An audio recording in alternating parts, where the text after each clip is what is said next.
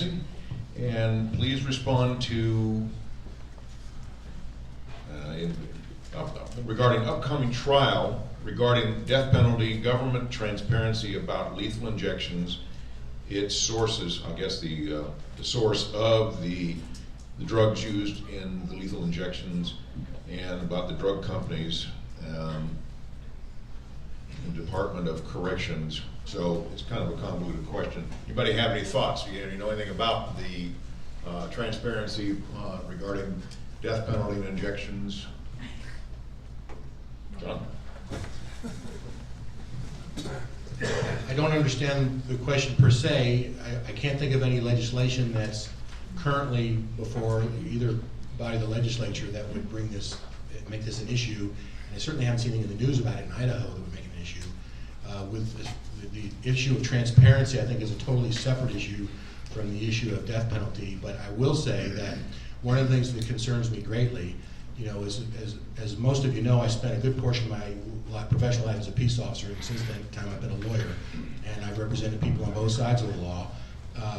The presumption of innocence is critical to our justice system. It's one of the foundational requirements of our Constitution, and if we're going to enforce our constitutional republic, we need to make sure that we enforce that and hold everybody accountable to that standard of the presumption of innocence. So one of the things that concerns me is a lot, especially here locally in the news, there's been some public statements on social media and other places about punishment that should be due instantly for people that are accused of certain crimes. And when you're accused of a crime, you are innocent of that crime until a jury of your peers, as much as some of you think that may not be possible, that's our system, until a jury of your peers finds you guilty beyond a reasonable doubt.